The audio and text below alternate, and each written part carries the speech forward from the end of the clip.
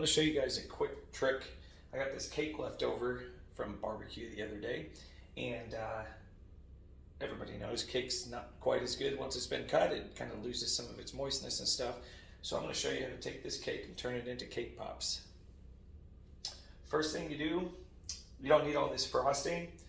We're going to save a little bit in case we need it to kind of moisten up the cake pops. So we're just going to start by kind of shaving it off. Frosting between layers, it is going to help with the moistness. So now that we got all that frosting pulled off, we're just going to take this and just put it into our KitchenAid. And scrape all the crumbs, everything off there. Take your paddle bit, scrape off your knife. Now, you simply put the cake into your KitchenAid or whatever stand mixer you have.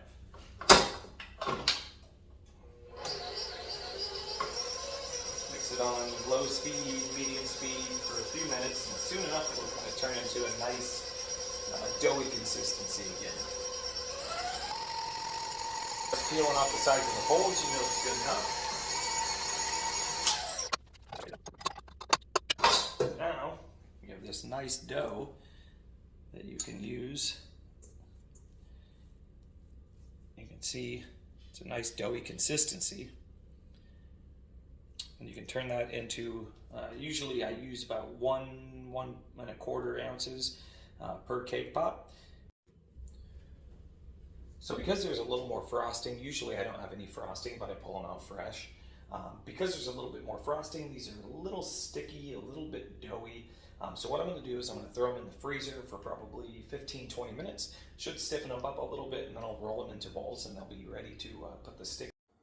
So now what I'm going to do is I'm going to take these candy melts and I'm going to put them in the cup, and I'm going to put the cup in the microwave. Alright, so here it is all mixed up. You can see there's no chunks, but I just barely got it melted. It actually took 1 minute and 40 seconds. Alright, so now these cake balls, a lot more pliable, definitely not sticky anymore. Now is our time to roll them up. Roll them into nice little balls. Alright, now that we got them into little balls, a little trick I learned is to actually just spend just a few seconds marking the stick. So you make sure you're dipping it deep enough, usually somewhere about an inch, 3/4 of an inch, somewhere in there. And you're not going to dip the stick all the way to that line because then you won't be able to see it. So we're just going to dip close to that line. You'll have a nice little dip of chocolate on there. Then we're just going to press and twist until we get to that line and we know we're deep enough.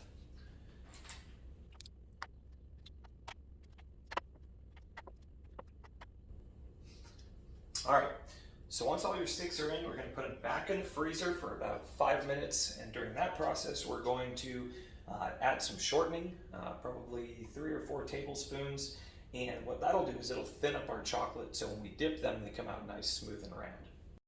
All right, so here's the shortening we're adding to the chocolate. We're going to put it in the microwave for 10-second intervals and keep mixing it in between until we get a nice smooth consistency, and you can pull the butter knife out and it'll just drip clean. So here's how you want it to look like. I kept adding Crisco, kept putting it in for 10 seconds, kept mixing it, and you get that nice drip off of it. The knife comes out with a small coating on it is all. So now that we have our chocolate melted and at the right consistency, and we've got our cake pops frozen so they stick to the stick nicely, we're going to round them out just a little bit more, and then we're kind of just going to dip them down in there while twisting. Going to bring them out, and we're just going to spin it slowly until that gets a nice coating on it. And there is our cake pop. I got this nice little stand. Another thing that works really well is styrofoam. You can just get some softer styrofoam and stick them in there. So we're just going to do each one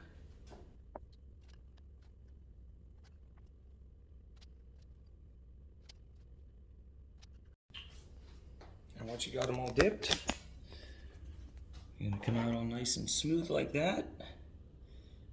You can go put them in your fridge, let them cool for 15 minutes, and they'll be good to go.